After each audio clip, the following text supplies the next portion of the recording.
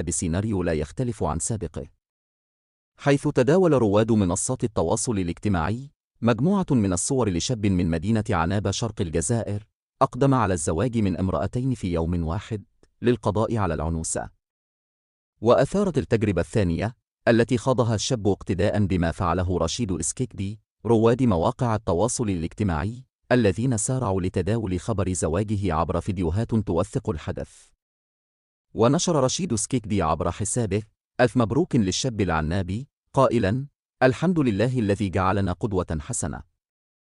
تزوج اليوم من زوجتين في فندق صبري في عنابة، ربي يوفقه ويرزقه الذرية الصالحة، وهو نفسه الشاب الجزائري الذي تزوج من امرأتين وأثار حالة من الجدل في الوطن العربي السنة الماضية. وأضاف رشيد: دعونا من التعليقات السلبية، من يستطيع التعدد مرحباً، ومن يملك زوجة واحدة يهتم